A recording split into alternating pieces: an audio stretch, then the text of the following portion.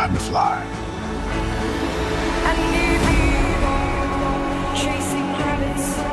If you want the truth, Neo, you're going to have to follow me.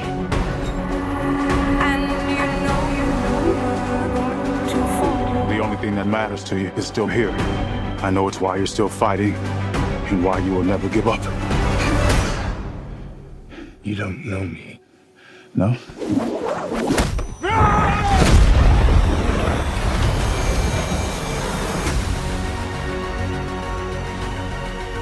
Hello, welcome to this WDYWW Spoilercast for the latest entry in the Wachowskis' infamous Matrix franchise, The Matrix Resurrections. Dylan, you're here with me. Are you getting a sense of deja vu? I'm getting a weird sense of deja vu. Yes, I'm actually probably, yes, today we're talking about The Matrix Resurrections again, because it is the Explosion Network's best movie of 2021. Of course, we did do a rather lengthy spoiler cast just like a week or two ago with one Simon Blackburn, but you know, we're here. We're talking about the movie. Interesting developments kind of in the week or two since. Still not doing great box office wise. But other than that, for people who are listening to this spoiler cast for the first time, or this is the first of these two spoiler casts, I would recommend going and listening to the other spoiler cast first. But in case you just want to continue listening anyway, please be aware we'll be freely discussing anything and everything about the plot themes and ending of the film. So, if you haven't watched the film, come back later. It's playing on HBO Max in America, or it's in cinemas everywhere. And I would highly recommend going and seeing it in cinemas. Support this movie, because it's our best movie of the year. Of course, Matrix Resurrections, directed by Lana Wachowski, written by Lana Wachowski, David Mitchell, Aleksandar, Hemon, based on characters by the Wachowskis, starring Keanu Reeves, Carrie-Anne, Yahya, Abdul-Mateen, Jessica Henwick, Jonathan Groff, Neil Patrick Harris, Priyanka Chopra, Jonas, and Jada Pinkett Smith. Dylan, why is The Matrix Resurrections our best movie of 2021? Because it's the movie we collectively both like the most. It's true. No. Those are facts. Is that the answer you wanted? No. I think we both like it for the same reasons, which is that, and is that it's, I don't know, a weird enigma of a movie that both moves a franchise that we really liked, and then having rewatched those movies and lead up to this, it sort of, I guess, helped appreciate it a bit more, and you got to see like how different it is and how willing it is to move away from what is like unlike. So it's because it's a reboot, a remake, a fucking legacy sequel, whatever. Because it's all these things, it's really interesting to watch it literally come off the back of watching that trilogy, go into this, and then it's like, we know you like all that, and fuck all that shit, and we're doing our own thing. And then you compare that to something like The Force Awakens, a movie I do really like, obviously, but The Force Awakens is a movie that's like, here's some new characters, and here's things that make you feel at home, here's things that make you feel safe, here's the Millennium Falcon, you know, here's this thing. And it is built again, not as bad as Spider-Man, but it is a film that, and I talked about it in the other spoiler cast with like the Han coming in moment, which I totally sat in the cinema. On our Ghostbusters Afterlife spoiler cast. Was it? Okay, sorry. In that scene, yeah, there's a lot of these movies at the moment, I guess. But it's like, I know I'm someone who sat in the cinema that moment, teared up. I'm someone who watched that trailer. They have the Han moment, teared up. Still, I can criticize it as like a thing, especially now years on, where more movies are doing these similar sort of moments. That's like, that moment is built to elicit a reaction from the cinema. It is built on nostalgia for these characters and whatever else. And there's more of those moments throughout the film. Obviously, these R2-D2 showing up and all these other things, the ventral, like, where the fuck's Luke, all these other things. It's like a movie built on these moments, and its legacy. And The Matrix is a film that's built on everything that comes before it, but instead of just going, here's everything that we know should make you happy, it instead is from a director who's both looking back on the history of the franchise, what makes them feel happy or sad about the characters. Literally goes, I don't give a fuck if it makes any sense to you. I'm reviving the characters that died because they're the ones that made the most to me, and I'm going to explain it, but also I don't really care if you don't like how this works out, because that's what I'm doing. And then spends a majority of the movie also sort of like looking at blockbuster films, looking at how this film even got to made, pointing out the fact that this film was only made because Warner Brothers was going to do it anyway. You know, like there's so much like fourth wall breaking stuff. It's both.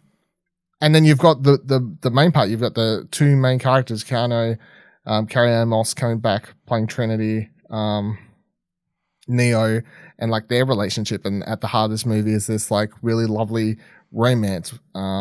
That was the continued romance that the entire original trilogy was built upon, and now that's sort of at the forefront, and everything else is pushed aside. Where maybe the romance was like the second or third main thing in those other movies, now it's the thing. It is the main central plot of the movie is the love between these characters and how that literally keeps them alive and like builds and ignites their powers. And it's a love that's so strong it completely fucks over the Matrix more or less. So, yeah, it's just a really, really interesting movie. I wish I had HBO Max to a degree because I'd like happily have put it on, watch it, and like rewatched 4 or it by 5 now. times. Yeah. Yeah, like you said, it's just kind of this sequel that doesn't kind of get made. Like, just a movie by a director who has something to say and manages to do it in this blockbuster movie, this massive IP that people have a massive attachment to. Yet it still does feel like a continuation and a worthy successor to that franchise, at least for people who love the second and third film as well as the first movie. I think I said in other Spoilercasts, it's a movie that is not interested in being an action movie, and I feel like that is the obvious thing that has turned a lot of people off. Like, they come into this expecting it to be this massive action spectacle, and it's just like, fine. There's some fights and stuff, but for the most part, it's like a lot of talking and thought-provoking stuff and metatextual commentary and stuff. They have weirdest cameos. I can't believe Christina Ricci gets like a full credit for her 20 seconds in the movie, talking about what they should talk about when they're promoting the Matrix, what buzzwords they should use and that kind of stuff. Yeah, and then just the way that they explore and explain why everything looks the way it does and how this new Matrix is working and how much that is true. Like, the new Matrix is working on just feeding people feelings, which is like so true, especially with like the right wing element, like Trump supporters. He made them feel like America isn't great anymore. So sure, there's absolutely no facts to back up the fact that it's not great as it always has been or anything, but they exploit the feelings to make you stay and believe in that kind of stuff. So yeah, I think just a really interesting film that unlike any other blockbuster movie we've seen in a while. So Dylan, why do you think this is other than the action and kind of the meta-ness of the movie, are there any other things as to why this has been so divisive? I just think it's exactly like the other two sequels to a degree. Like, that people, I still feel like a lot of people must have gone into this looking for the Matrix, and they got something that has even less of that than Revelations or Reloaded did. Yeah.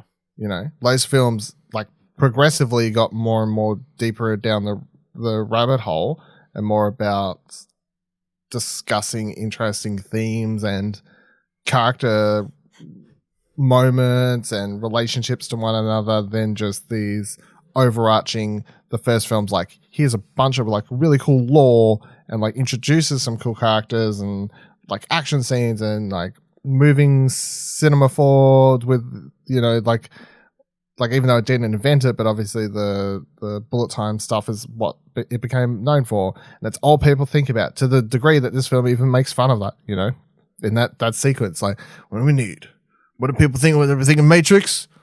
Bullet time, we need bullet time. And then this film, as a mechanic of striking away what made the franchise so popular and known, is it literally takes away bullet time. The villain's no more bullet time. It's gone. Can't have it. So I feel like it's all of that is a thing. Like, not only is it a very meta movie, and not in a way that, and a film that involves its past, and not in a very nostalgic. That's what I mean. Like, the film has a lot and brings a lot back. It has so many moments showing clips from the old films, and has so many like returning characters in one way or another. But it's not in the way that people are used to. It's not in the way that people want these moments to happen. It's not in the big, oh, I can't believe that person's here moment. It's just like a thesis. It's like people aren't brought back for big crazy moments. They're just brought back like, here's this character's here. This is the thing. Here's a clip from that film. Like, and again, I talked about in other Spoilercasts, like all the clips from the other movies are used for like real reasons, not just for the audience. Like all the flashing clips, Neo sees them because it's his memory. The scene with Morpheus in that room, you know, like showing the clip there. It's not just in the background for the audience, it's for the characters. So yeah, it's been interesting to see a lot of the discussion around the film. Like, I think it's definitely one where expectations has played probably the biggest role in the film.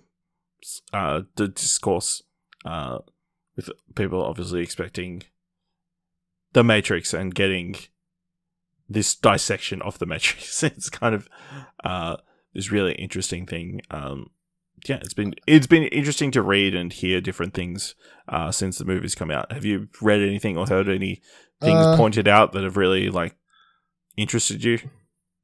I think one thing that got pointed out to me was Keanu Reeves never holds a gun in his entire movie. I haven't seen that, but that does make sense because I think I pointed out in our last Spoilercast, I found it really interesting that they don't have a fight at the end at all. And I thought that was really interesting, that Keanu literally is only shielding.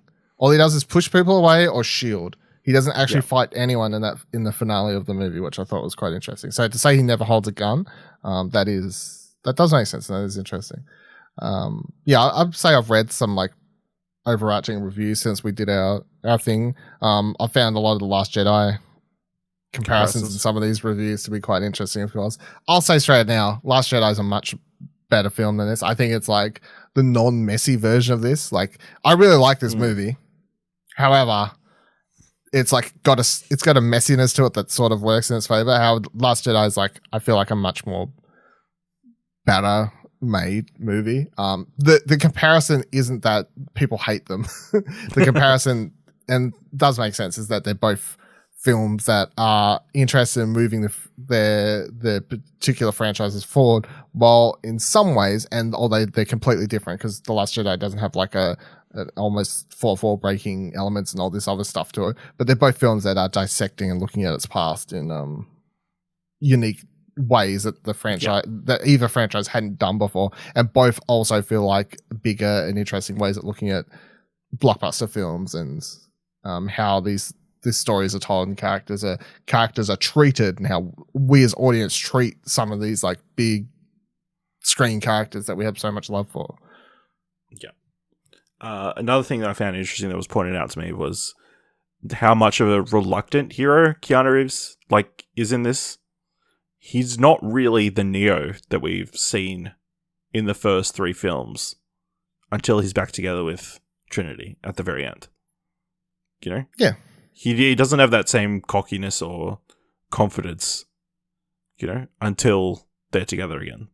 No. And I think I said, if you go to another one again, I keep saying it solely because I'm like, you know, I've said this, but like if people haven't listened to it, but like, and you do have that moment right at the end.